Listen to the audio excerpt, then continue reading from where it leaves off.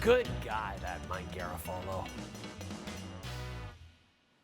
Yes, he's back for another season. Our NFL insider, Mike Garafolo from the NFL Network. Mike, how has your summer been? Are you ever not renovating a home? Jay, have you met my wife? Actually, no, you haven't met my wife. Jess would love to meet you one of these days. But yeah, she's all about. This is all her, man. Like we're at our secondary location. I've got a secondary camera location, which saved me this summer because our primary one we were renovating. In fact, the last time we spoke, I was in my temporary apartment. I had boxes all over the place. So yeah, we're almost there. We're almost to the point where the usual setup, which actually will have a little tweak. Now we're going to change the backdrop a little bit, but almost there, Jay. I don't know how I survived to this point. Maybe it was the thought of one day I'll get to work with Jay again. Yeah, exactly. No, we love having you working with us. We can't wait to see this new backdrop. This is exciting, a tease, as we call it in the television business. Yes. Okay, we got to start with the blockbuster deal last week. Micah Parsons to the Packers, the long, lengthy contract dispute with Jerry Jones and the Cowboys ends with him just leaving, just going to the Packers and signing a record-breaking deal. Mike, how did this all come together? Well, it's still being dissected and laid out by Jerry Jones. And now today, David Mulugeta on ESPN, his agent, Micah Parsons' agent, disputing some of the things that the Cowboys said and saying he never told them to take their offer and stick it up their butt where the sun don't shine. Jay, I guess you don't have to say where the sun don't shine. I already said but. David Mulugeta saying that he did not say that, but he did say, if you think I'm just going to rubber stamp a deal that you negotiated with Micah, sort of against his knowledge or understanding of what the meeting was supposed to be about. He claims it was supposed to be about leadership, and the Cowboys brought him in and started talking numbers, which Jerry Jones has done countless times. I've heard from agents saying that their clients will come in, oh, I already negotiated this deal. What are you talking about? No, no, just take the deal. It's done. I just want to stay here. I want it to be done. Jerry's done a great job of that previously. In this case, the agent and the player even at that point said, no, that deal is null and void. We need to negotiate this thing. And the reason for that is the number that the Cowboys were throwing out there at $40.5 million per year. Micah Parsons wound up blowing that out of the water. He's at $47 per year in what we call new money on the deal.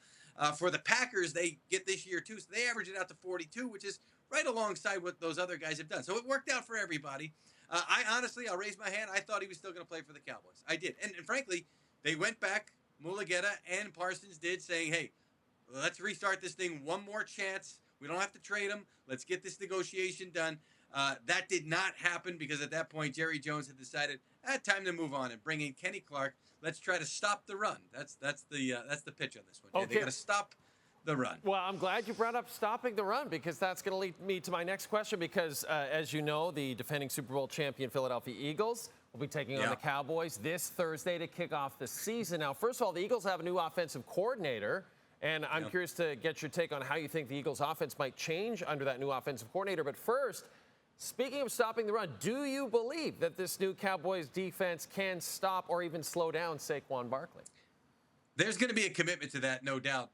And I do know that the Eagles understand what defenses are going to try to do this year. So I believe it's going to be a lot like what we saw last year with regard to there's still going to be a commitment to the run under new offensive coordinator Kevin Patullo. Yes, Kellen Moore is gone. He went to New Orleans. But when I talk to people in Philly this offseason, they say Kellen Moore assimilated what he likes to do with what we've been doing and what our offensive identity overall has been. So the fact that he's leaving after being here for 1 year, so we're still going to stay the same in a lot of ways, and certainly from a philosophical standpoint. But they understand that this offseason, teams have time to break down film and say, okay, we really need to commit to stop this. So they're already preparing their counterpunches. So I think you're going to see the Eagles air it out a little bit more. I think A.J. Brown is going to be looked at as a guy that's getting paid a ton of money, and they believe he's a top receiver. Jalen Hurts is a quarterback that they believe a lot more in his passing ability than maybe some of the average talk shows don't, Jay. So I think they're going to lean a little bit more on the passing game.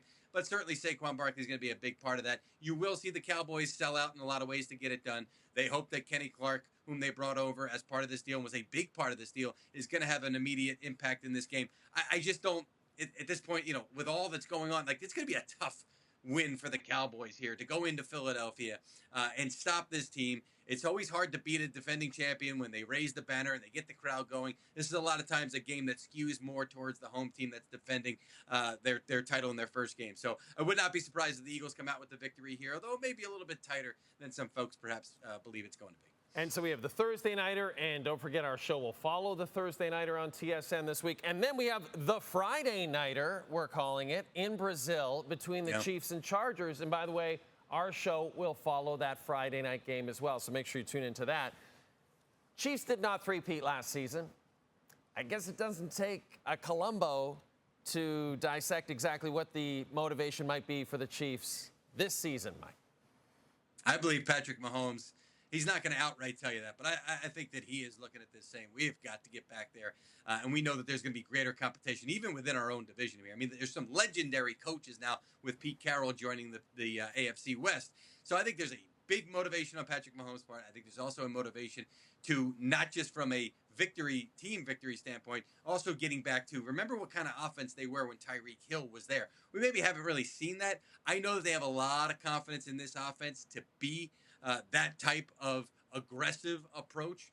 Now, they're not going to have Rashee Rice for the first 6 weeks, but I know that they are confident in the guys that are there, whether it's Hollywood Brown, Xavier Worthy, Juju Smith-Schuster, even Tyquan Thornton had a big summer for them. And these are versatile guys who have a lot more experience than maybe the receiver cores that they've had the last couple of years. So they feel good about surviving without Rashee Rice. And then when he comes back, all of a sudden you add another target there. I know Travis Kelce is motivated to show he's got good football left and doesn't plan on going out the way that he and the team showed in the Super Bowl. So I really see this as being more of an explosive offense and maybe getting back to the Mahomes and the Chiefs that we saw a couple of years ago. On the other side of this matchup, by the way, I'm watching Najee Harris.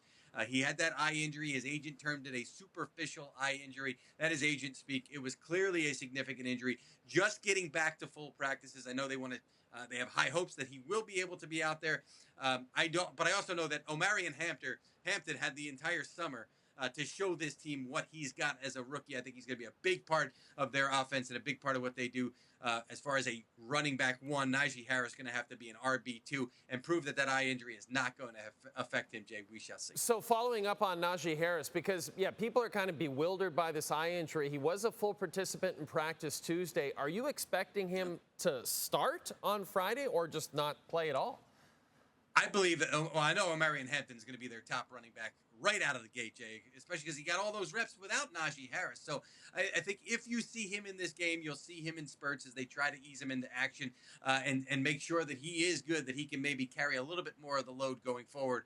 But Hampton, this running back class, this rookie running back class, with Quinshon Judkins, by the way, still not signed by the Browns. I thought he was going to have a huge year before, obviously, the off-field incidents. But even without him, I think you're going to see some of the better group running back performances and outputs that we have seen previously in NFL history. I think the record for 1,000-yard rushing seasons by rookies, I think it might be about 4 in the same season. We could potentially surpass that with some of these guys that we're seeing. Travion Henderson, a guy in New England, I know there is huge hopes for what he's going to be able to do immediately. Very exciting. Looking forward to the start of the season and having Mike on every single week and following Mike's continuing in fact, it's almost like a reboot of the old Home Improvement sitcom, Mike.